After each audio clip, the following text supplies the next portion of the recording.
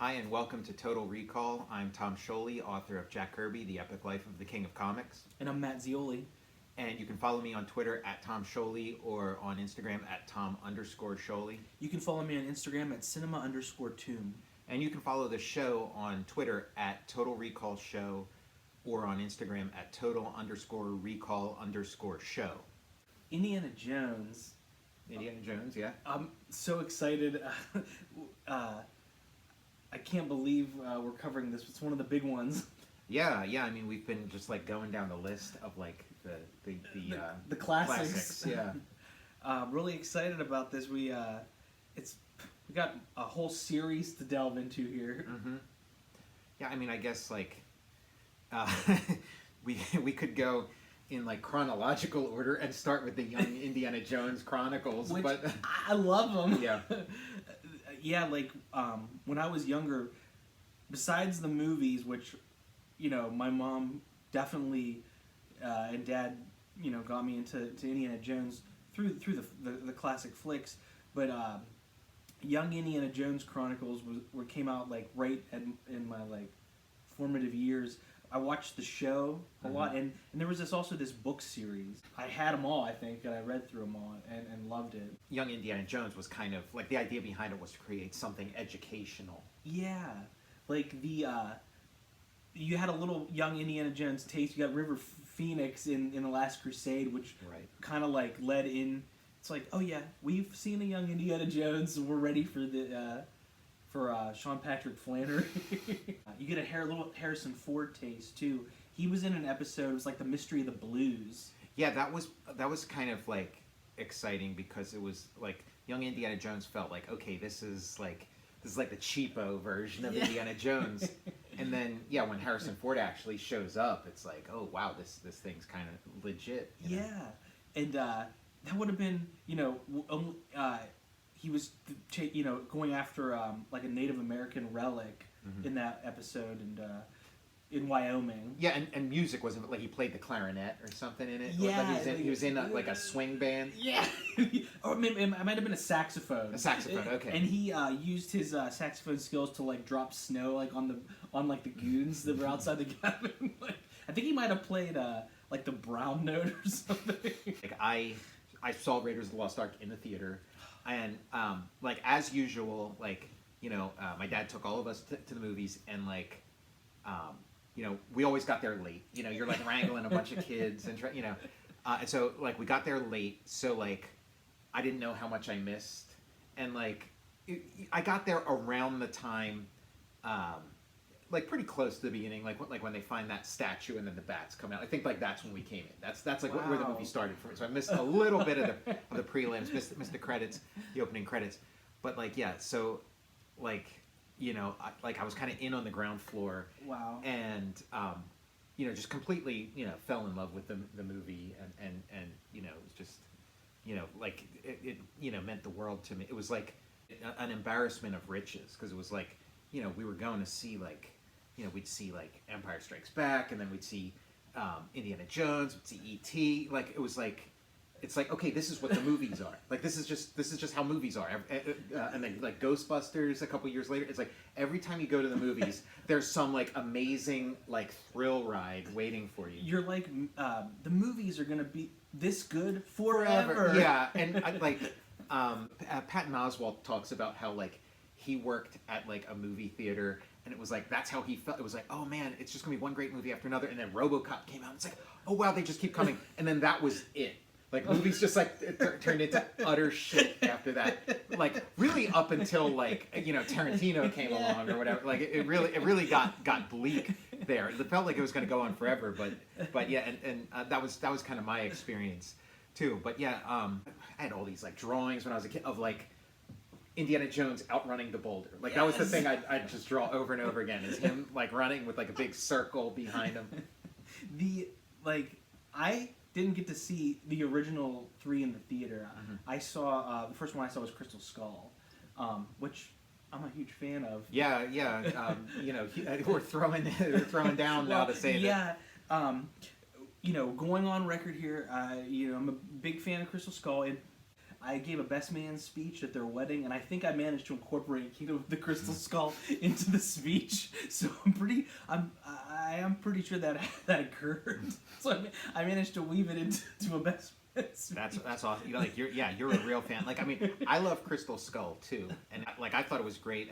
And again, it's like another one of those movies like everybody shits on, but I mean, I loved it. And the part that everybody like really shits on is like the refrigerator scene. Yeah. And like when that moment happened, I was in heaven. Like it was the greatest. It's one of the like, greatest. Yeah, it's I loved it. Like what?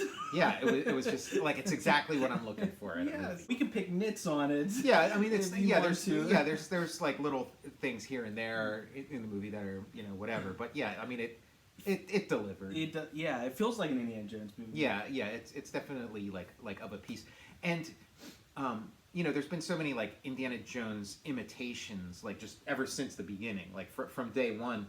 And so, and they keep playing out the same tropes, these imitations, but it's like with each real Indiana Jones, they expand the language. Like with this one bringing in like flying saucers and the 50s, it's like, it doesn't all have to take place in like the 30s or the 40s, and it doesn't all have to be like World War II. Like you can expand the vocabulary of these things, and then even like that episode of Young Indiana Jones Chronicles where it's like, okay, all of this, he's a jazz musician, like you can, only like an originator and a creator, in George Lucas and Steven Spielberg, like it takes that to like kind of bring new things to the table and not just like recycle the same old tropes. And we already got a taste, with the Young Indiana Jones Chronicles of the possibilities of Indy in the 1950s in that episode. He did have a nice beard. I think he was filming The Fugitive at the moment. Okay. So in that he had a little like a nice Harrison Ford beard. Going with the whole like Indiana Jones ride, the ride of the series, like I loved Raiders, and then Temple of Doom came out, and like it was my dad took a bunch of us to the theater, and I think he took like some of our friends too. So it was like this big group of kids going to see it, and it was like this one, like there's some crazy stuff in Raiders of the Lost Ark, but in Temple of Doom, it is like it was retroactively one of the first PG-13 movies. Like it was among it wasn't the first. I think that was Red Dawn was maybe the first. I think you're right. Yeah. And then you got that Temple Doom, and like I think Gremlins are like forcing people to make a new rating system. Right. And because Temple of Doom theatrically was PG, but then when it came to video, it was PG-13. You got parents, they're like, why are they taking the top off that monkey's head? Right, yeah, and like the removing the beating heart. And so like, we came out of there kind of freaked out, like I loved it, but it felt like, okay, this isn't, it had like more darkness and less fun than the first one. I would kind of revisit that one a lot, like in my imagination. Like I would make up these little maps and do these like kind of like Temple of Doom style things where, like I draw up a map and then like at school, like play with other kids where I'd be like, okay, you're in you're in the cave and you can go this way or that way, and then it's like, okay, and now there's like a mine cart and which way, but they were all kind of based on the Temple of Doom archetype. It was these like because it was like I'd see ads in comics for like the Indiana Jones role playing game by TSR, and like I didn't have access to that. I didn't have it. But again, like Satanic Panic stuff. Like no TSR products were allowed in the house. But like, so this was me trying to like guess at what that was. So I'd create these like Indiana Jones adventures. That's incredible. Like I would have been on board. You should presented that map. I'm like, all right. It was fun. I'll have to dig out some sketchbooks because I think I have a couple. Love to see those. A couple of those like maps. Played the Temple of Doom arcade game to death. Gosh. Like, just The Indiana Jones series low key has a huge like library of video games to it. I remember playing I played Last Crusade for NES and I think Temple Doom for NES. Yeah.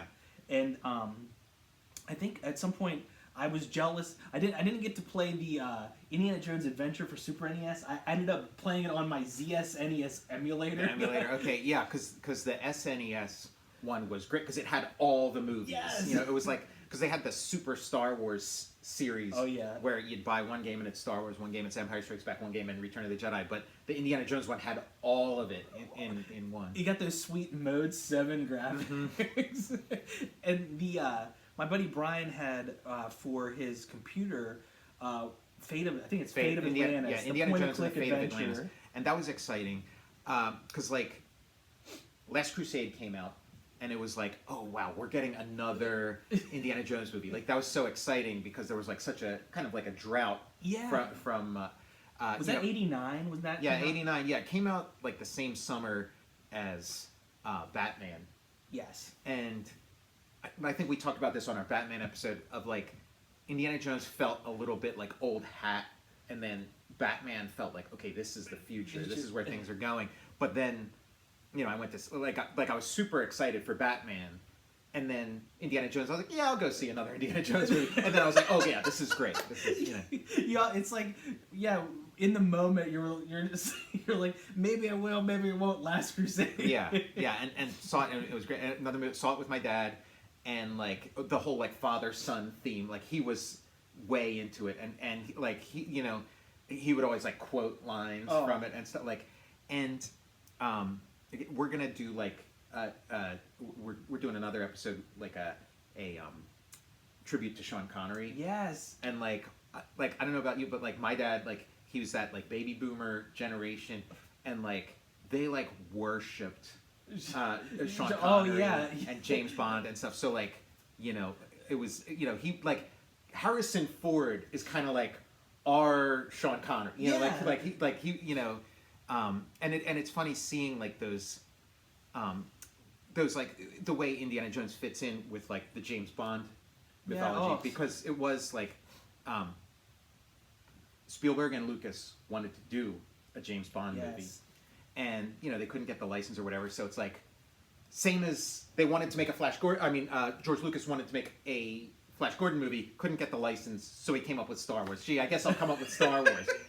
And it was the same thing with this. They couldn't get James Bond, and so they made up their own thing. So like instead of making, you know, millions and millions of dollars for like Cubby Broccoli, they're making they kept it in house. Yeah, they kept it for them. Like they created this like whole new thing that like I mean I didn't watch like Indiana Jones and catch like, oh yeah, this is kind of like James Bond. Like to me it was like, no, it's Indiana Jones. It's only like years and years later when it's like pointed out to me that like, oh yeah, this they wanted to do James Bond. So having Sean Connery come in as like the father of Indiana Jones, James Bond is Indiana Jones' father. It's like right there on the screen, like and it's like a dream come true for Spielberg, who always wanted to. He finally got to direct Bond. Raiders of the Lost Ark, so great, and then Temple of Doom, you know, has its own thing, but it felt like it was kind of missing something compared to Raiders.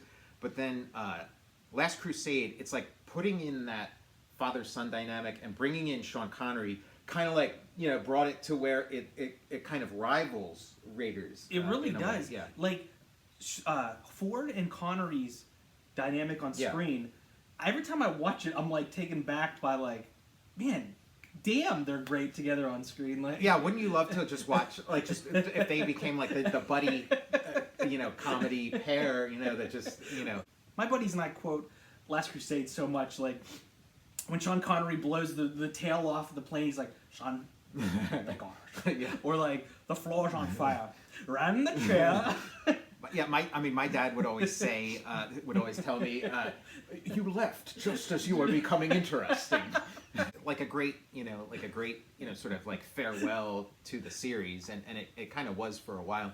And then when the Indiana Jones Chronicles came around, I was excited for it, and I watched it, and I was kind of let down, like because I had like very proprietary feelings for like Indiana Jones, like he should be presented in a certain way, and I always like I just never liked the thing of like seeing the adventures of like some kind of, you know, action hero as a child.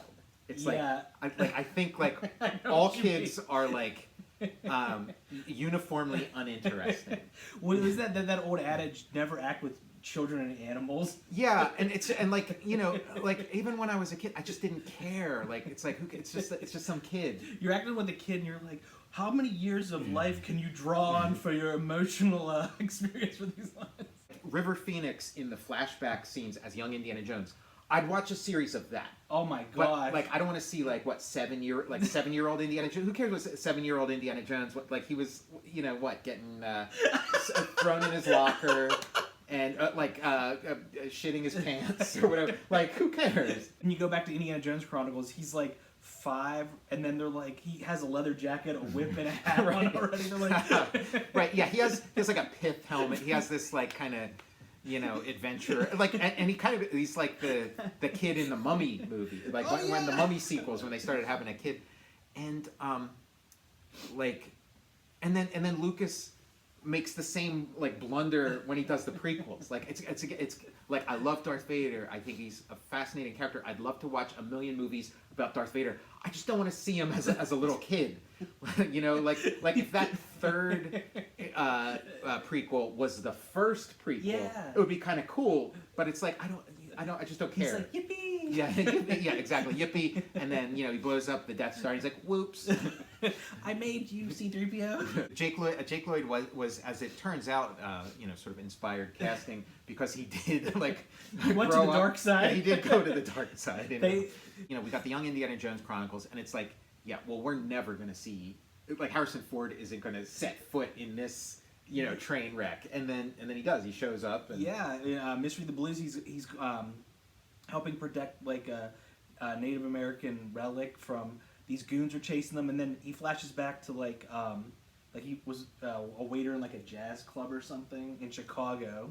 In the they'd sort of have, like in Young Indiana Jones Chronicles, they'd sort of have like Old Man Indy, which was like a totally different. I don't know who the actor was, but it was an old man. Yeah. Looked like he was maybe in his 70s or something, and he had And like a an patch. eye patch and the fedora and leather jacket, and he'd be telling these stories, and then it would flash back to him as a child, and he'd meet Sigmund Freud or whoever. Like I can't remember the opening of the show. T.S. Eliot. He's like the time we met Pancho Villa's welcoming committee, Yes. or the time in China when I almost died. It's like for once it was they flash back and it's Harrison Ford looks so good. You get to see him playing Indiana Jones early 90s, and I think that episode took place in the 50s, so we still get a we will end up seeing after Last Crusade an Indiana Jones taking place in the 50s. Yeah, and that, like, you're referring to Kingdom of the Crystal Skull, and like that we were supposed to get that sooner. Like we were supposed to get that in like the mid 90s, but then Independence Day came out, and like the plot was too like what Indiana Jones 4 was at that point was a lot closer to Independence Day. It was like full on 50s, Day the Earth Stood Still, War of the Worlds kind of like UFO paranoia. Like that's what the film was. That's what the script was at that point. And it was like, okay, we can't do it because a lot of the stuff that happens, it's too close. And then you had Mars Attacks, It just, so they're like, they kept pushing it back and pushing it back to... Yeah, and as they pushed it back, they, work on it, incorporate different elements. So it's kind of like this Crystal Skull idea gets kind of like, grafted onto this, like 50s UFO thing. And I'm into that. A lot of interesting choices in that movie. Like, as villains go, 50s communists aren't as compelling a villain as Nazis. The Nazis. Yeah, it's like,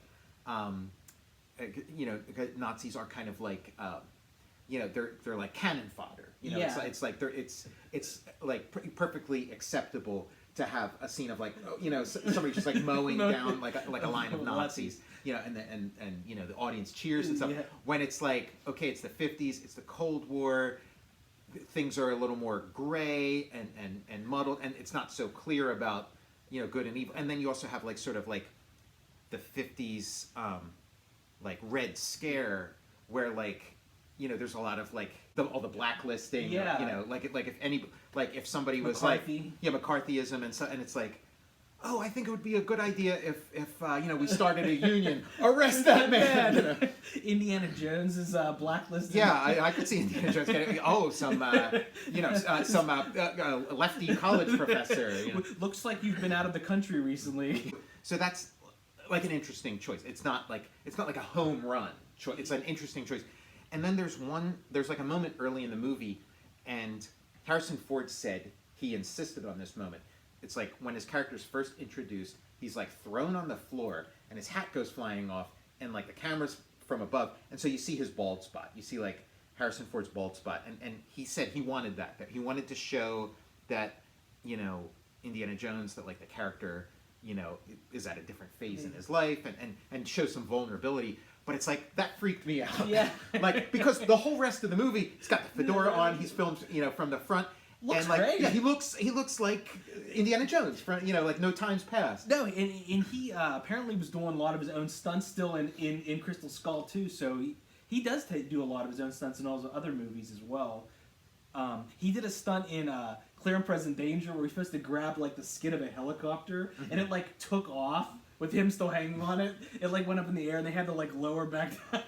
That moment of seeing like a vulnerable Indiana Jones, like it freaked me out, but I guess it was like a good choice. Like it was, it's like a real, it's a real moment. It's like you're seeing, the real guy, Harrison Ford, and putting that like with the character and stuff. Yeah, like the Indiana Jones that gets beat up and keeps coming for all the movies.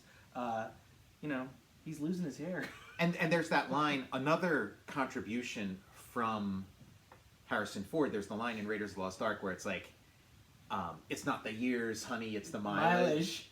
And like that was a line that Harrison Ford brought to the movie, and it's like that's an embodiment of it right there. Ford for Raiders, his Ford for Raiders, his contract, he stipulated he could adjust his dialogue and do so. He him and Jack Nicholson always this great contract. He had a 7-figure salary, and he could adjust dialogue on shoot day. And there was that I don't know if the him fighting during the scimitar battle with the gun. He's like apparently had like I don't know if it's true or not, had like dysentery and like was supposed to have like a 3-page fight and with like the swordsman, and he's like, oh, I'm pretty sick. Do you mind if I just blow this guy away? Yeah, I mean that's like a pretty famous like ad lib. I mean, like the scene that you see in the movie isn't an ad lib, but he did do a take where he just it's an elaborate choreographed sword fight he was going to have. But then they did a take, and then he just as an ad lib pulled out his gun and shot him, and they're like, "That's brilliant!" And then they filmed an actual full scene. That's the other thing. Like, remember how in like the Mario episode we were talking about a possible John Stossel special for the warp whistle? Yeah. That Indiana Jones story with him shooting that the guy with the scimitar was like pre-YouTube, pre-internet. Somehow, like I think once again my parents knew about that. Story. Yeah, it got out. And it was one of those things where it got imitated to death. To this very day, there's action movies, you see it again and again, where there's a scene where somebody comes out who's like a total badass, and you think there's going to be a huge fight, and then the guy gets shot, or it gets there's like deliberate anticlimax for the sake of surprise and humor, but it's like that gag is so played out, we don't want to see it anymore. We want to see the cool fight. It's not. It was novel and exciting in 1981 with Raiders, but it's not novel anymore. So give us the cool fight. We want to see the full sword fight, because shooting the guy isn't a surprise anymore. It's not delightful anymore. It's depressing and boring. Really, I remember prior to Crystal Skull, there was talk of they're same with Star Wars. There'd been talk of when's there going to be an Indy 4? When's there going to be an Indy 4? And for a while it was when M. Night Shyamalan was sort of the hot, the hot new kid in town. It was he'll do one. Maybe he'll do one, and I think they had him working. They had hired him to do a draft of the screenplay, and I think once again everyone got pulled to different projects. This would be an interesting future episode, when we do those sort of script comparisons Yes. to take a look at see if, like how early drafts, see if we can find any like early drafts of Kingdom of the Crystal Skull, because I'd like to see that evolution of like Yes. a pure full out flying saucer 50s sci-fi movie, but with Indiana Jones in it. I'd love to see that version, and I'd love to see I'd love to see the M. Night Shyamalan, what he brought to the mix, because what we've learned in a lot of these examinations of early script drafts is that it's not like they just take those early drafts and throw them out the window and like start completely fresh. It's like there's elements that carry over. Yes. You know? For one of the original, I think screenplays for Raiders, they had the minecart bit in Raiders, and they also had him going to China at one point, and the gong, like using the gong as a shield bit. They kept those and put them into for Temple of Doom, and also I think Temple of Doom was. There was a draft where it took place mostly in China, and they was going to have Indy on the Great Wall of China, like in a motorcycle chase, but they couldn't get permits or something to film, so they went in a different direction. But wouldn't that have been neat to see? Yeah, all that kind of stuff's interesting, and just like you read these, early drafts, and like you get to see this movie in your head. This movie that never got made.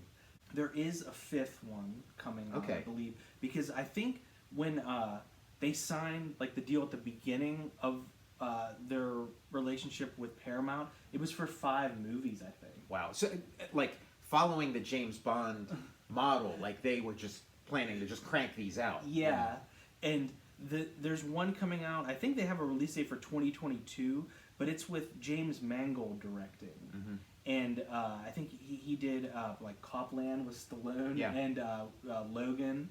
Okay. And the writer is Lawrence Kasdan's son. Okay, yeah. Who I think didn't Lawrence Kasdan's son co-write Solo with him? Oh yeah, yes. He had it was I think he had contributions on Solo with him. No, that's really interesting. Like because like the comparison of like the Indiana Jones series to James Bond, it's like they didn't keep cranking them out. Like Raiders was so good, that it's like, oh, they wanted to like maintain this quality, and you can't maintain that quality by cranking them out. Like as we see with like the James Bond series, where like there were some pretty bleak years for the James Bond series. And the craft that went into like Raiders, I think they said they storyboarded like 80 to 85% of the movie, so like that's why the shots and the action is so like well composed, because they took their time. They did like models, and you can the action in those movies, you can see like where you are in like the space and everything. You never lose track of what's going on. Just like I can't get enough Indiana Jones action set pieces. Yeah, like George Lucas said, like the writing process for Raiders. Again, we're calling it like Indiana Jones. Like initially it was Raiders of the Lost Ark, and then it's like, okay, in part 2 they're not looking for the Ark anymore, so we can't call it Raiders of the Lost Ark 2. So it's rebranded as Indiana Jones and the Temple, and then that became the branding. What if they called the second one Indiana Jones and the Seekers of the Sankara Stones?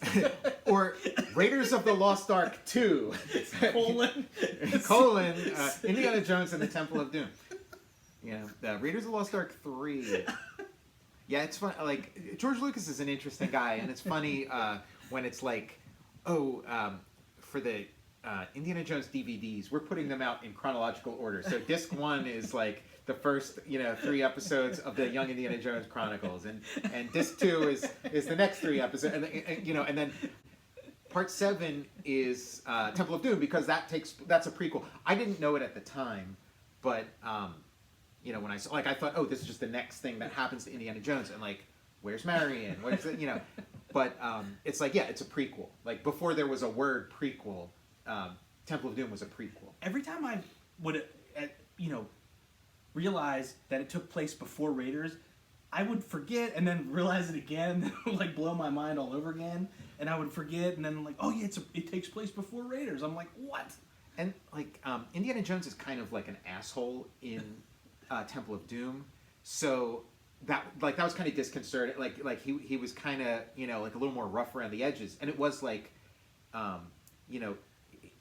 in the arc, like the ARC, not the ARK, but in the arc of Raiders of the Lost Ark, his character, goes through like a transformation and becomes like a little more enlightened and less of like a thrill seeker and less, of like that, the Humphrey Bogart, Treasure of the Sierra Madre kind of character. That's one of many like influences on Indiana Jones, but like that sort of like lust for gold kind of character, because that is an element of his character in Raiders, and he kind of like transcends that and becomes like more enlightened. So then, when you come to Temple of Doom and like he's unenlightened all of a sudden, it's like it's jarring. But then it's like, oh, it's a prequel. He hasn't, obviously like the backstory of Raiders of the Lost Ark. You get the impression that Indiana Jones has, led a less than exemplary life. Yeah,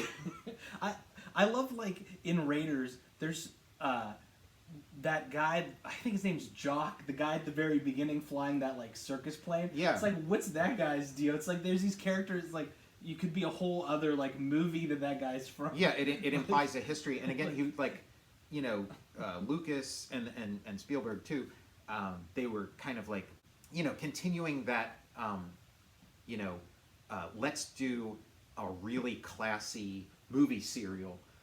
They were following that line of thought that was, part of Star Wars, where it's like, we'll take that sort of like trashy Saturday morning serial subject matter, but like apply it to like with our full craft and like with like, the vision of these, sort of like, cinematic geniuses, but like, apply it and then follow that thing of like, oh, what we're showing you now is like chapter 17 of this ongoing thing. So yeah, that Jock who flies the plane, it implies a whole set of adventures you haven't seen, and maybe one of the sequels will be that. Like in that, at least at that point, when it's like the sky's the limit. That like their move of doing like a high end like B movie, what a sweet spot. Yeah, I mean, we've kind of been living in that era ever since. Like they kind of, and that like for me as like a comics creator, that's kind of been my roadmap is to like apply like a high degree of sort of craft and thought to like junk. I love I like that's where my head exists. Yeah, like 24/7. Yeah, it's kind of. I mean, it's kind of like unfortunate maybe that we were kind of, grew up on this stuff, and so like to us that's like the pinnacle is to make like really well crafted garbage. Low art. Yeah. High trash. Yeah. High. And that was, I mean, like his movies are very different, but that. Like Tarantino kind of followed that same roadmap of like just make smart trash. It's like my head is floating in that nonstop. Lucas, when he talks about like the writing process, like he said it was so much fun writing it, and they were just like flowing. Like it was just like the more they wrote, the more cool stuff just kind of came out, and there's kind of like magic moments like that in like a creative professional's life. That doesn't happen every day, but sometimes it's just coming and everything is gold. And like I can see why they had all this like cutting room floor stuff, why they had enough stuff that they could sort of pepper the next other movie movies with it. Yeah. There's even there's like you always think about like the Bill Parcells coaching tree. It's like this Spielberg tree of like directors like Joe Dante and like Joe Johnson and stuff. There was a bit they wanted to do for Raiders with the guy's name is escaping me. He's the dude with the he got burned on his hand. Toad, yes. Yes, Todt. And he was supposed to have like a flamethrower, like a robotic like flamethrower arm, and they used that bit. Like I think Joe Dante did that in Inner Space. Like there was a bad guy like chasing Dennis Quaid, and he had this robotic arm, and I was like, I think they kept that gag for Inner Space. I think that Toad character. Like when I was a kid, loved Raiders, and then they had like Raiders of the Lost Ark action figures. So, and it was hard to find an Indiana Jones. I found an Indiana Jones. First I found the Indiana Jones in like desert garb, where he's like in disguise, because I couldn't find like the actual. So that was like my Indiana Jones for a little while. Love it. And then I found like the legit Indiana Jones with the fedora, like little action figure, like same size as Star Wars figures, but the knees bent. Like that was the difference. I love that the Star Wars figures in Indiana Jones were the same scale. Yeah, they could interact. And then I got the tote figure too. Awesome. You got the good guy and you got the bad guy. But and I still have these toys. And I was looking at the tote figure. I was kind of like, this is kind of odd for a children's toy. It's a toy Nazi, and his like action feature is like a Sieg Heil action. Like he like his arm is like this, and then he's got the thing the medallion burned in it, and then that's like what his action figure does. It's like, this is a very odd choice for How like a did that children's make toy. it through there had to have been waves of Kenner executives that greenlit that action. It is very odd. Like here's a little Nazi for your kids to play with. They like a lot of figures too had like their arms would probably like move, so they're like, oh, he's just raising his Yeah, I mean it's very clear. Like if you see this toy, it's very clear. Like the intent of the toy is that you make him do the salute. And like watching the movie too, like I forgot that whenever the bad guys, the Nazis had the Well of Souls or the that medallion, they used Toad's burn on his hand to replicate. I forget every time I watch any Raiders, I forget they use that burn to like make their own. It's like when you're a kid watching these movies, you're just like, oh, there's Indiana Jones, and he's getting dragged by a rope, and he's like shooting people and stuff.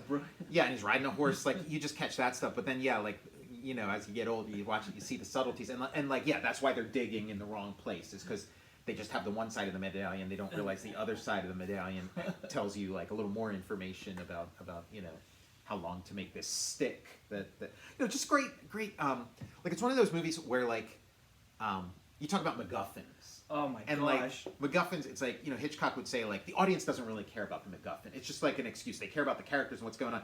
But like the MacGuffins in the Indiana Jones series are so great that you do get caught up in, like they're great in their own right, these MacGuffins. Philip Kaufman, I think he worked on the story with George Lucas for Raiders, and he got the idea for the Ark, I think from his dentist. Oh wow. I think his dentist, he overheard his dentist when he was a kid or somebody talking about the Ark, and that's where he got the idea. That's interesting, because I think in a previous episode when we were talking about that sort of like first film school generation, like how like dentists would like finance their movies. And so now it's like, they're giving them some ideas too, some script input. Also, like Hasbro, around Crystal Skull, they released. Okay, yeah. So there's Sala, a great character. Just like so happy to see him return in Last Crusade. Oh, I love Sala. Bad dates. Bad dates. Yeah, because he brought like some heart. Like I feel like that's like kind of the thing that's like maybe missing from some of the other installments of Indiana Jones is like he brought real heart to it. It was kind of like like a warmth. Oh, I love him. And like all these characters in the movie, like so Harrison Ford. They always talk about him being like, oh, he was the new Humphrey Bogart. So he's kind of like the Humphrey Bogart, and then Tote is the. So then Tote is kind of he's like the Peter Lorre character. Like they're sort of populating this universe with characters from movies of their childhood. Like they're both Lucas and Spielberg are both they're film students. They're students of film. They know this stuff in and out, and so they're populating these things with characters from like the films that they know so well. I'm assuming it's like Sala feels like another kind of like old school kind of character type, like some kind of like character actor. I wish I could think of like who, because I'm sure they were thinking of a specific guy that he would be. Like Sala in Indiana Jones, it fills my heart with joy every time I see him on screen. You know who he's like from like Shakespeare. He's kind of like Falstaff. Okay. From Shakespeare, but I feel like there's like a like a 1930s or 1940s cinema Falstaff type that they had that they were basing him on. I'm afraid to open this up. I hope that the executives from Hasbro this time around hope Salah's arm isn't going into like like Salah would be like, he'd have like the finger wag of like, don't eat the dates. That would be his bad dates. I guarantee, like, I don't know if they have like a tote action figure, but I guarantee he's not. Like, I guarantee there's a totally different action. You know what? The new tote figure that Hasbro put out probably has like the hanger. The hanger. Yeah, he makes a hanger. You know. That again, all these great fake outs, like all this stuff was like so new back then. It's all trite, but like back then when he takes out that stuff, and you're it's like, oh my god, yeah, it's like some weird set of nunchucks. It's like nunchucks, but with like a third piece to them. You're like, oh my, he's gonna gonna kill him. Yeah, he's gonna like beat Marion to death with this like new kind of nunchuck. Like, you're totally freaked out, and then he folds it up into a hanger. Like, oh no, Toad's got a tri-sectional staff.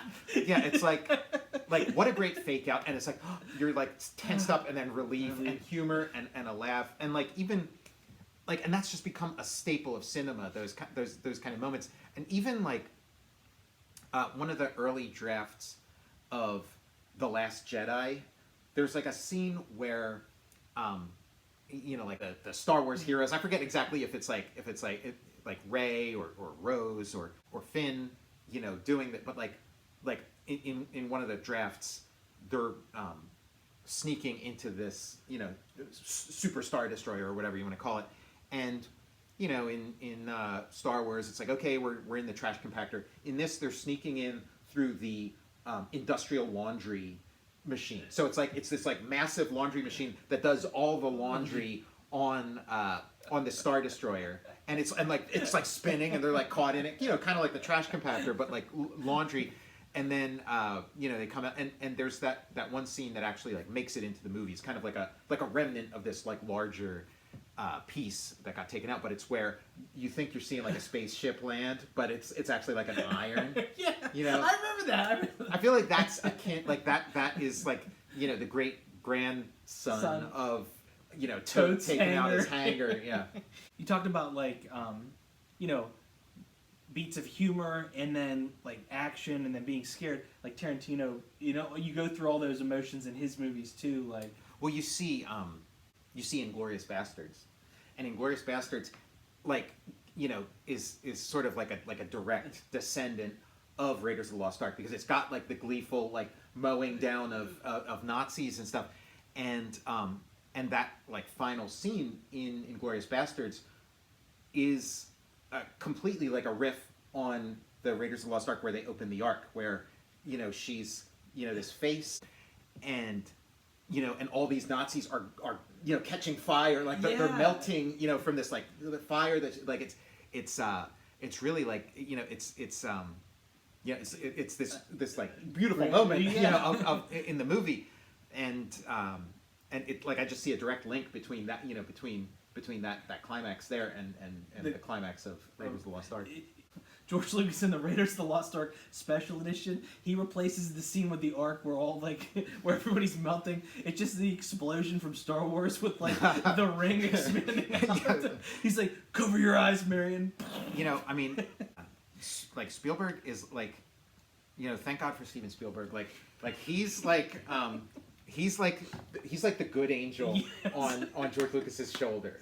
Like, because like, as long as he got Steven Spielberg involved in these movies, like, he's going to keep George from going completely off the deep end. Yeah, off the rails. Like, it's because, you know, like, the Crystal Skull is like, you know, many cuts above you know, the prequels and stuff. Like, it's still, you know, like they have a good creative chemistry. Yes, Spielberg and Lucas. The yeah, like I think Lucas wanted Indiana Jones to be like more closer to James Bond, and Spielberg pulled him in the different direction of more like human. Yeah, I want to say, like, some of the best scenes in the prequels were supposedly, you know, directed by Steven Spielberg. Like, I'm not sure if I have this 100% right, but I think it's I think they're all in part 3 of the prequels. Really? But Steven Spielberg guest directed the scene of like Yoda in the Senate chamber jumping from hovering Senate seat to Senate seat, that's awesome. which is one of the cooler scenes in there.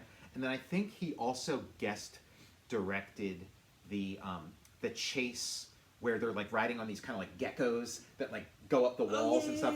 I think he directed that one, and then I think he also guest directed the like big scene, like the sword fight between Ben Kenobi and Anakin Skywalker. I think so. It's like those are like when you think of that movie, those are like the three like good scenes. You know, those are like your good memories, and I think those all three of those were Spielberg. Wow, that's great. Or at least two of them. I didn't realize Spielberg guest directed on the prequels. That's awesome. Yeah, I mean, I obsess over the prequels. Yeah, and you know, I've watched all the making of documentaries, and I think they cover that in one of the making of. That's so cool. I'm gonna have to jump back in and do a little prequel action here. And we were talking about like the vibe of Harrison Ford, because he was championed by Spielberg to be cast as Indiana Jones. Like, I think George Lucas didn't originally want him. Probably too close. Maybe thought he was too close to Han Solo. Yeah, he said he didn't want Ford to be his Bobby De Niro. Okay, yeah, right. Yeah. Is what he said. And then like the casting guy wanted Jeff Bridges, who turned it down. Yeah, Jeff Bridges would have totally worked. Again, like we did our Tron episode. Yeah. And it's like, I mean, Jeff Bridges, you know, could have had his own, you know, action franchise. You know, had things gone a little differently with Tron. They signed Tom Selleck. Tom Selleck, yeah, that's the legendary. Like I hadn't heard the Jeff Bridges one, but I heard Tom Selleck, and it's like, yeah, like you know, he was fit for the costume. Yeah, and I think Tom Selleck has played characters where they have that, where he has like the hat and the leather jacket, you know, elsewhere. He did the pilot of Magnum PI, and they had like 10 days left to actually make the series. And when they approached, like Spielberg and Lucas approached CBS about like buying out his contract, they were like, "Oh, he has like people give a squat about Tom Selleck. We're greenlighting Magnum PI." So, but he did like a costuming fitting and everything, and like I mean, you know. Magnum PI worked out pretty well. It did for Tom Selleck. I mean, he was employed for like I don't 20 know, years. Yeah, exactly. It was like Gunsmoke. It was like one of these shows that just went on forever. Yeah, and now I think he's selling reverse mortgages. Yeah, right. Yeah, I mean, but yeah, I guess maybe he got what he deserved. You know, it's like, fuck you, Tom Selleck, you fucking shark, you piece of shit. Imagine if Indiana Jones is the reason you got your house foreclosed on. It's like how mad you'd be. Like it's okay that it's Magnum PI that got you foreclosed, but if it has to be Indiana Jones, that would be like a step too far. Indiana Jones and the secret of the reverse mortgage. Oh man, talk about a MacGuffin. It's like reverse karma. Like he was not getting Indiana Jones was like revenge for what he was going to do in the future. They're like the crystal ball says you will not get the part of Indiana Jones, and then you will show reverse mortgage.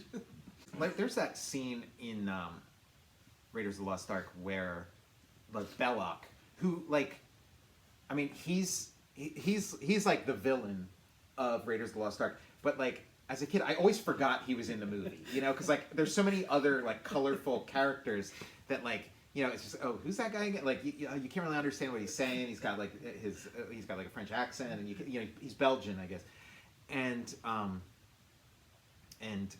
but like yeah, he is like the villain, and he's in like screenwriting. There's kind of this idea of like your dark mirror, and where there's a character where there's going to be a moment where like the hero and the villain are having a conversation, and the villain says something along the lines of like, "You and I are actually the same. You know, you think we're opposites. We're actually the same." And then the hero has to kind of consider this idea of like, "Oh, am I as bad as this guy that I hate?" And it is like, you know, there is a possibility of Indiana Jones being or becoming or whatever, like maybe he is as cynical as Belloc.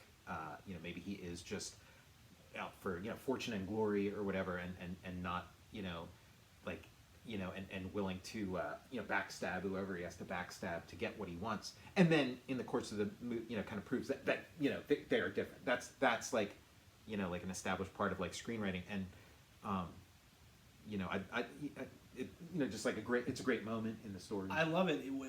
He's got I think that I love it. Indiana Jones has that RPG, and he's gonna blow the Ark up, and Renee, he's like, I'm gonna blow up the Ark, Renee, and he's like, go on, Jones, blow it back to God or whatever. In a way, yeah. He eats a fly, I think. Yeah. At that point, it goes in his mouth. You know, like on paper, Belloc is almost like he's better than Indiana Jones, which is like how a good villain should be. They should be like better looking than the hero. They should be or not they should, but like sometimes a really good villain is better looking than the hero, and just like better at his job than the hero. But there's also a way that Belloc kind of has like the moral high ground, because even though he works with Nazis, after a certain point in the movie, he has the moral high ground because Indiana Jones is kind of like the ugly American. Like, he doesn't know how to speak any of these languages. He doesn't know the local custom. He just kind of blunders in, like a wrecking ball. Like a wrecking ball. Yeah, where Belloc knows that, like, he takes the time to learn the language of these different areas that he's going to, and gets to know the locals, and and it works with them and stuff. Where Indiana Jones, like, none of that. Like, he doesn't have time for any of that. And Indiana Jones has that line to Belloc of like, they don't know you the way I know you. Like, they trust you, but they don't know you the way I know you. I love their back and forth throughout Raiders. It's so good.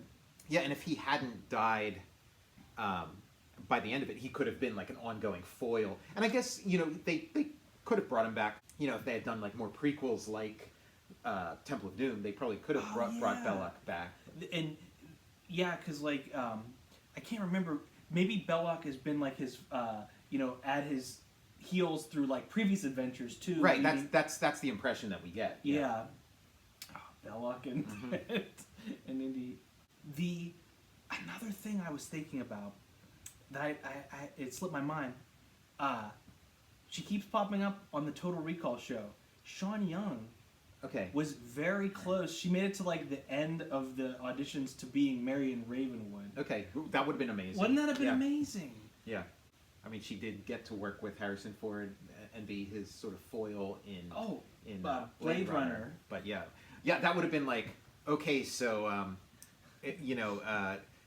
Harrison Ford is my De Niro, and then Sean Young ends up being Harrison Ford's Lauren Bacall or something. I'm like, why? Oh no, why is Indiana Jones? He thinks thinks Marion Ravenwood's a replicant. Yeah, I feel like there is kind of like a fan fiction exercise that somebody could do where they like tie all this stuff, like that Decker is like, I'm sure I'll bet if you do a search, it's already been done, but like Decker is like a great grandson of Indiana Jones. The claim here. Yeah, exactly. And you can tie all this stuff, and that long time ago in a galaxy far away, that like Han Solo is this alien who came to Earth and like is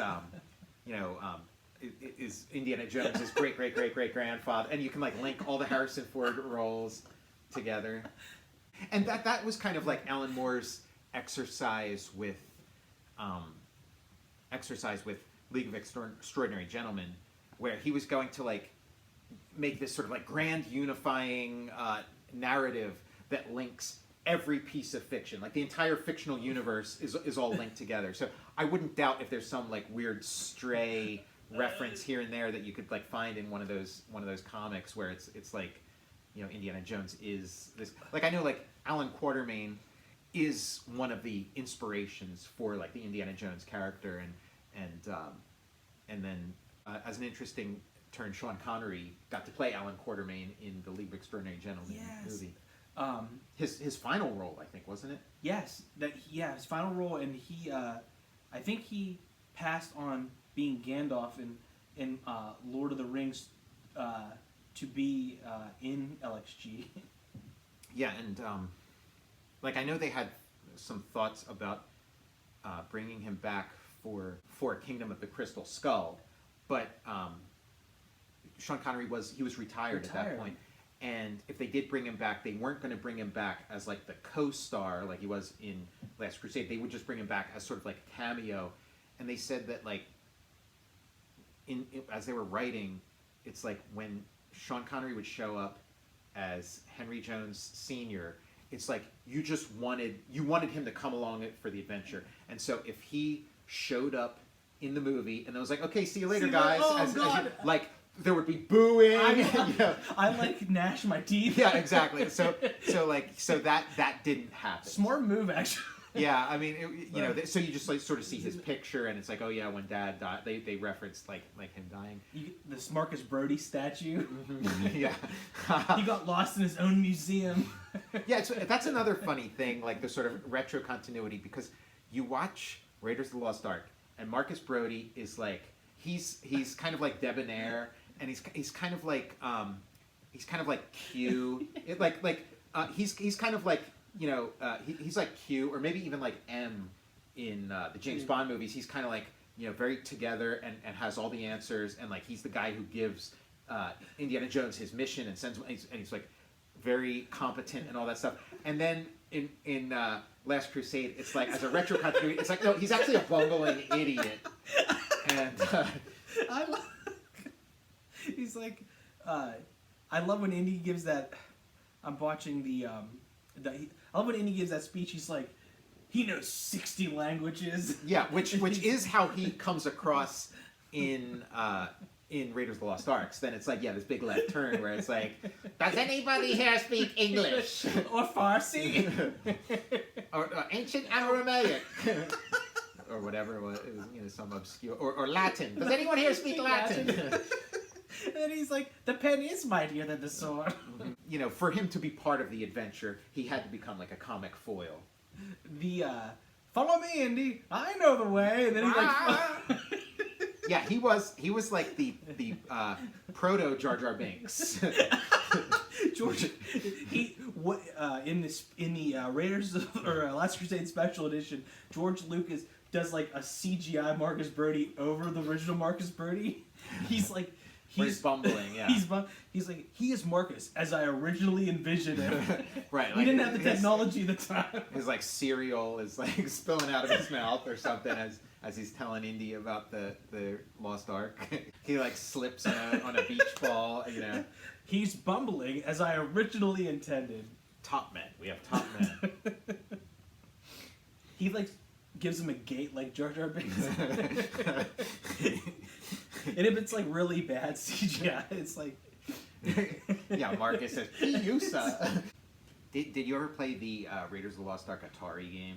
I did not. I haven't played any of the Raiders or Indiana Jones Atari. Okay, because that was like, while I was waiting for like the Temple of Doom movie, and while I was waiting for the Temple of Doom video game to come out, this was like the only Indiana Jones video game there was, and it was like, very primitive by today's standards, but I was like obsessed with it. Like that was, I play that to death, and like the ET game, it's extremely complicated and hard to get the hang of, but like back then, that's all you had was like Atari. So like I put in the hours to like find the Lost Ark. What was going on in that? Because like in the ET one, isn't he just eating like Reese's Pieces or something? Yeah, it's definitely better than the ET one, and but it's like laid out similarly in that it's like a multi-screen adventure game, kind of like a Zelda or something, like an action adventure thing, and like it's just there's like all these obstacles that come along, like you get stuff, like you work so hard to like collect money and collect bullets, and then there's like a thief that'll come down and just like take it away from you at a moment's notice. But it is pretty cool when you get into it. You kind of like explore these different rooms, and then you go into that map room, and you have to like be there. You have to make it there, in time for the sun to line up, and then it shows you on a map where the Ark is, and then you go to like this, I think it's called a mesa field, and you have to use your grappling hook to get to the right mesa, and then you jump off that mesa, activate your parachute, and then get your parachute. You have to line it up exactly so you get your parachute caught on a branch, and then you go sliding into like the room where the Ark is. I played that. I would play that. It was cool. Yeah. I played some couple NES titles, and then Fate of Atlantis. I always vibed out as like when I saw like I think Drusen might have even done like the box art for some of these computer games too. So I was like, Well, that's our next Indiana Jones. I would treat that as like canon kind Yeah, of. it really like for a while it like filled the gap. You know. Yeah, and I love point and click adventures. Mm-hmm. Yeah, that was a fun one. And at the time they sort of had like, okay, there's Fate of Atlantis, and then they had like a Last Crusade game that was also like that, where it was like a point and click adventure. I think that might have predated Fate of Atlantis. I forget the timeline, but it was like there was a point and click computer Last Crusade game, but then at the same time there was like an action adventure, like a more like kind of like, you know, NES style, and for the NES there was like a Last Crusade game. I didn't get too into the NES. Yeah, games. they were kind of. I remember renting them. I think from like Farmore or something, and I did play for Sega Genesis. I think they had a Young Indiana Jones Chronicles game. Okay. I might have rented that one too, but yeah, I need to dip back into because I think that there's a pretty large library of these of indie games. The Fate of Atlantis it had a good MacGuffin, you know? Yeah. Like Atlantis was kind of like a cool... Yeah, and when some folks are complaining about Crystal Skull, it's like the series kind of dipped that way a little with like they were already in like Fate of Atlantis kind of like starting to point in a different direction. Fate of Atlantis was like, because it was the gaming engine was like the same engine as Maniac Mansion. It was that Maniac Mansion. I think it was called like Scuzzy or something. I forget the name of what that engine was. But so many games were built on that engine, and it kind of because Maniac Mansion was sort of the origin point. It had so much humor, so many jokes, so much goofiness, and that kind of became a staple of that type of game. Yeah. And so when you got to Fate of Atlantis, it was like a very goofy, very gonzo, like there'd be all kinds of crazy screwball stuff would happen in Fate of Atlantis that at the time, like Young Indiana Jones Chronicles felt like this feels off-brand, this feels off-model, this doesn't feel like it, but it's like you got to fill your game up with something. Yeah. You know? Steven Spielberg, I think he was like he definitely was in the Boy Scouts, or he was like an Eagle Scout. It's kind of like why he put Indiana Jones, River Phoenix in Last Crusade. He was like a Boy Scout troop out in the desert, and I think he wrote the requirements for, I'm pretty sure for the, it was cinematography merit badge. It might have been filmmaking and became cinematography. He created it. Yeah, so if you find the, I was looking for them, I think I might have found them, but like the requirements for that merit badge, Steven Spielberg like came up with those. Wow. That like River Phoenix, young indie like flashback in Last Crusade is like worth the price of admission on its own. If that was the whole movie, it's like, you know, money well spent. You know, like of course, like that circus train fight. Yeah, so great. Like, yeah, because they get to condense. You know, and again, they're following that James Bond model. So it's like you have this sort of like pre-credits sort of event. You have this mini adventure at the top of the movie. And I don't know about you, but those were always my favorite parts of the James Bond movies, where there's like, yeah. So you have like an amazing one in. It ties it into like the indie movies too. Yeah. What a connection. Yeah, it was, and on that train, you kind of have this like condensed, like each car of the train is like a different, and even like talking about like all their film references, like Indiana Jones with the whip. It's I think it's like from a movie called like The Greatest Show on Earth or something, you know. Yeah. And so the lion taming scene, when he's in the lion car of the circus train, it's kind of like a callback to that, you know. And it's it's the first time he picks up a whip, you know, and like just such a great sequence. And that thing you're saying about Spielberg being a Boy Scout, again, like Indiana Jones he's like this archetype with that fedora and the leather jacket and stuff, and then like a Boy Scout is like another archetype. It's another, you know, it's like, it's logical. It makes sense. Perfect sense. It's like, duh. Like, you see it, you're like, of course. And I don't think we haven't talked about Crystal Skull too much, but I think even like Shia LaBeouf, when he shows up and he's got his hat tilted, and he's on a motorcycle, and it's obviously like he's wearing the Wild Ones. Is that or more the Wild One? I don't know if it was called the Wild One. Yeah.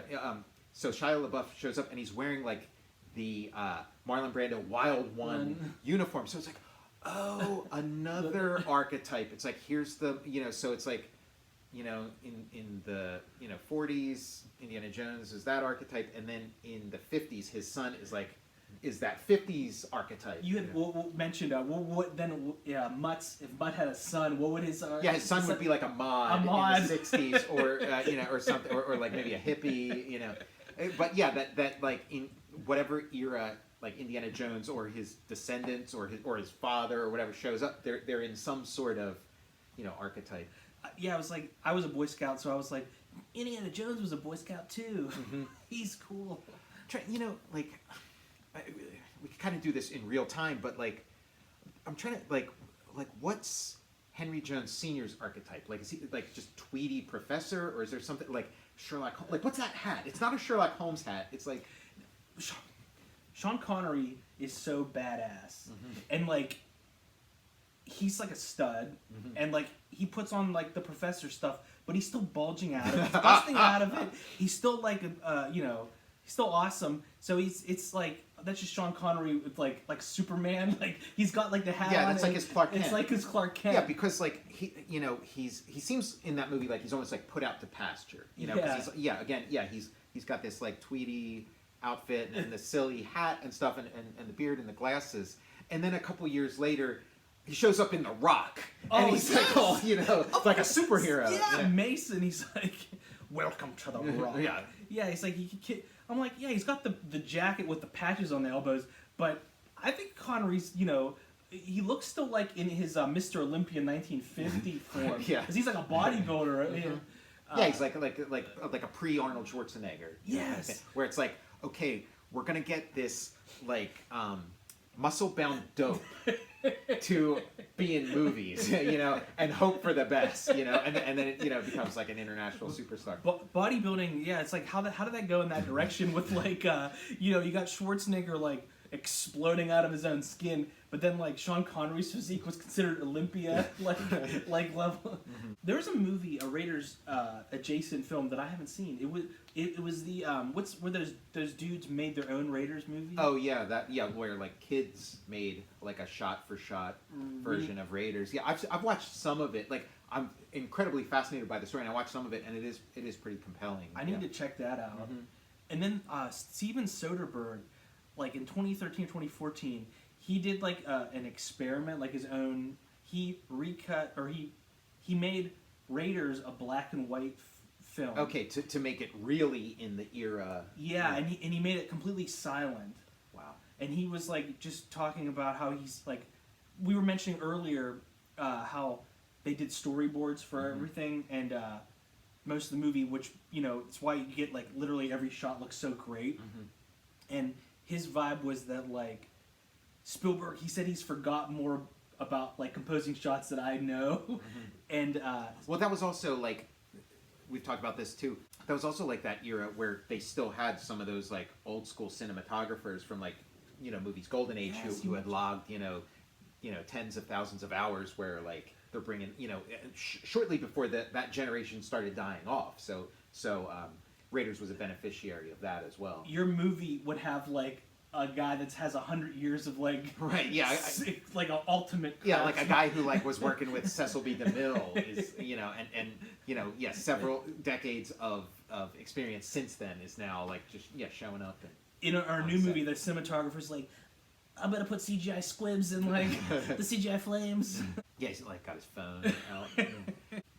Like to me, it's kind of like a lesson as like somebody who does comics, because it's like I have all this like bucket list kind of stuff, and it's like, oh, like I love doing like Transformers, G.I. Joe, DC characters, Marvel characters, this and that, and it's like you see something like Indiana Jones or Star Wars, where it's like they wanted to indulge that same kind of thing too. Like they grew up with James Bond, they wanted to make a James Bond movie, they're so excited, and then they were forced to create their own thing, and it made them successful, wealthy beyond their wildest dreams, created like a whole new branch of cinema. And so that's like kind of a good lesson for like just anybody in a creative field, that like it's like it is fun to kind of indulge those sort of things that you grew up with and loved when you were a kid, but really like the real opportunities creatively and financially are in staking out on your own and making your own thing. Star Wars began life as a Flash Gordon ripoff, and now nobody remembers Flash Gordon, but Star Wars is like is just part of our culture. Indiana Jones, like Indiana Jones, it's a little the Bond comparison is a little different because the Bond, they just kept chugging along with Bond, and then now like the Daniel Craig Bond movies are like phenomenal and awesome. So there are like probably like way more good Bond movies than good Indiana Jones movies, just because there's not that many Indiana Jones movies. But still it's like yeah, you could make Cubby Broccoli rich, or you could create something totally new and make yourself rich. I love it, and like vibe out on your influences and then mash them together and come up with something brand new. Yeah, I really love it because you can like trace it back. It's like, I mean, even Flash Gordon. Flash Gordon was like a ripoff of John Carter, and it was like, and then Flash Gordon became the household word, and John Carter who, and then it was like, yeah, Star Wars is like a poor man's Flash Gordon, and it's like Flash who, it like you just see that happening again and again. I'm waiting to see somebody create like, the poor man's Batman or the poor man's Superman, and like where it's like, okay, who's Superman again? I mean, I guess that's kind of like what the Marvel characters were in the '60s too. It's like, okay, Spider-Man. It's like, yeah, we don't have Batman and Superman, but hey, we got this guy Spider-Man you never heard of or whatever. And then now it's like Spider-Man is everywhere. Spielberg did a Tintin movie that it's got so much Indiana Jones vibe in it. It's like currently could be like a fifth Indiana Jones film. Well, when you think about like Indiana Jones, like again, Indiana Jones is like this huge pastiche. You're taking everything, and there are those like videos on YouTube where it's like, here's like shot for shot every like scene from like an old black and white movie. Here's this shot from Raiders. Here's this and that. But like they were grabbing from everywhere. So there's like from comics. There's like Scrooge McDuck comics, like what we would know as like DuckTales. Yeah. But like they began as comics first in like the 50s, I guess. There's so much of that stuff in Raiders, and then yeah, Tintin there's so much of that stuff in Raiders too, like the Tintin comics. I love Indiana Jones so much. Like I think we could just keep vibing out on this. Yeah, this could become like the never-ending podcast episode. Yeah. Yeah, I mean, we'll just have to to be continued. Yeah. Indiana Jones will return in Octopussy. Octopussy. Is there like a working title for Indiana Jones 5? I'm not sure. Okay. I like, because they have been working on it. Has anything leaked about it? Like what the MacGuffin is or anything? It was attached to Spielberg. Okay. At one point, but then he stepped down and he said he's going to be a hands-on producer. I guess it's kind of like in the same phase that like Terminator went into, where it was like, okay, Jim Cameron is sort of stepping back and we're passing it on to like other, sort of like next gen, like the kids who grew up with Terminator are now making the Terminator movies. Yeah. And because he was going to do it was going to be Indiana Jones 5, but then he like pushed that back, and then I think he did a West Side Story remake. Mm-hmm. I think that might be his next film that's coming out. That's interesting. Because I'm thinking about like all the times like Michael Bay, and Michael Bay has the Spielberg relationship, but all the times Michael Bay has like a rift on Raiders of the Lost Ark, and then like Michael Bay's favorite movie is West Side Story, so it's like, I wonder why Michael Bay's not doing the West Side Story remake. Spielberg is. yeah, he might hand it off to him. There's something about Indiana Jones, like the archetype is so simple, and then finding Harrison Ford to kind of like fill it out, but it is like it just like with Star Wars, like it didn't reach the heights that Star Wars did in terms of like fan interaction, but it is like I was telling you about those games that I would make when I was a kid. Like it did invite sort of like your own, like coming up with your own MacGuffin, your Oh, own like yeah. little adventure for Indiana Jones to go on. You know? If you think of a MacGuffin, think of like a location, and you got yourself like you're off and running with Indy. That would be a fun exercise to sort of like write a treatment for like what, like if the Indiana Jones franchise were handed to you, what would your thing be? What would your Wow, MacGuffin be? yeah. And start there and then like work your way, work your That way down sounds the line. amazing. Yeah. The Total Recall Indiana Jones. Maybe we can do the Total Recall. Yeah, Indiana Jones and the. At least it won't be Indiana Jones in the reverse order. Tom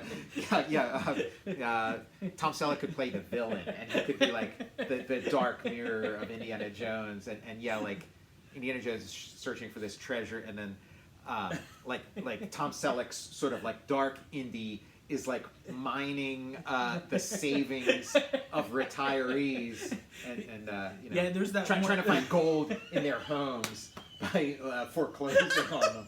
I mean, talk about a mustache twirler. Like Tom Selleck has the mustache. The ultimate mustache. He can twirl it, and those were the plots of like the mustache twirler silent movies, where like somebody got the deed to your house and they're kicking you out, and you gotta get it back from them. You won't have to worry about it, but when you're dead, your children will. This is called intergenerational debt. You're No, we have this other plan that involves a thing called debtor's prison. We're bringing it back.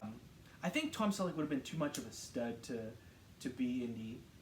Like you think he's taller than Ford, and like he's not as rough around a little too smooth. He's like a smooth, like Harrison Ford's got the asymmetrical face, and he's scar, rough around the scar. Like, can you imagine like Indiana Jones without that scar? Like they would have had to like paint it in if they went with. It's real thick and like clearly it's like peeling off. Yeah, like, right. It's like Jim Carrey's missing tooth in Dumb and Dumber. Like I'm exhausted, but I could keep going for hours. We did an hour and a half. We're getting close to the hour and a half mark talking Indiana Jones. So I love it. I think we got to cut it off. I think we got to like take this episode and not put it in that big Citizen Kane room full of boxes, anonymous boxes like they do to the Ark, but share it with the world like they should have done with the Ark. Instead of hiding it away. Man, like just like all the things I know now of like the hero's journey and things like that, just like sort of seeing it in Raiders, because it is like you in the hero's journey, you touch the divine and you enter this realm where like you embrace the divine, but then you have to come back to Earth, and then you've lost it. Like it's like and it like it has to end up in that warehouse, because like you can't bring it back to Earth with you. Yeah, that's like every time I see that, I'm like, oh, I'm once again I get surprised by like the warehouse scene at the end. It is fascinating too. Like it's like an interesting thing you don't see as much in genre fiction now. Okay, if all this stuff happened during World War II, how come we don't see the Ark? Why isn't the Ark at the museum and I can look at it? It's like, no, because here's the explanation. It's actually in this anonymous box, and maybe one day some random guy will open that box up and then the Ark will be revealed. And again, that was a callback in Kingdom of the Crystal Skull. He goes to that warehouse or some other warehouse where that thing ended up, and then the Ark makes a cameo. Wasn't that I think was it like Area 51 they were in? Yes, it was. That's Area so 51. Awesome. I keep forgetting about that. Yeah, Kingdom of the Crystal Skull. If you don't like it, give it another chance. Yeah, it's pretty awesome. Yeah. So you've been watching the Indiana Jones episode of Total Recall. I'm Tom Scioli, author of Jack Kirby, The Epic Life of the King of Comics. And I'm Matt Zeoli. And you can follow me on Twitter at Tom Scioli or on Instagram at Tom_Scioli. You can follow me on Instagram at cinema_tomb. And you can follow the show on Twitter at Total Recall Show or on Instagram at Total_Recall_show. After we saw that movie when I was a kid, like, did you try that on anybody? Oh, like, my brother. Yeah. Oh, yeah. My brother, like, we would do the Kali Ma Shakti Day. Like, I would try to, like, punch through his ribcage, and he would try to punch through mine. Again, like, we were just dumb kids watching these movies, so it's like all these years later you kind of learn, like, the art. And it was, like, that was, like, a riff on psychic surgery. There was this thing, like, in, like, I guess, like, the late 70s, early 80s, this idea of, like, psychic surgery where And like you see it in like Man in the Moon, the Andy Kaufman movie. It's like that, like Andy Kaufman would go to these guys who were like psychic surgeons, and they would supposedly like reach into your chest and then pull out your tumors and things. And that's kind of where this is coming from. It's sort of like psychic surgery. But again, it was a scam, basic. And in Man in the Moon, they show you the scam. Like Andy sees the hoax. He like sees past the kayfabe and kind of like smirks. He's kind of likes it that he's seeing like these scam artists doing a scam. The scammers, like in those like mega churches, they have like chicken gizzards and stuff. They're like, I've pulled your cancer out, Tom. Yeah, that's what it was. You'd have like a bag of like chicken gizzards, chicken parts, and then you'd kind of like do this thing where like you look like you're pulling it out of the chest, but it's this like little bag of chicken guts. Yeah. If you're wondering why I have that bag of chicken guts, I've just started my psychic surgery scam. I can't wait to implement it. The amazing Randy, R.I.P., the guy who made it his like life's goal to like debunk all of these sort of psychic scammers. I love it. Tom, I've got the Ark of the Covenant. You do? Oh, let's see what's inside. I'm gonna crack this baby open. Is that a good idea? Okay, all right, here we go. Oh,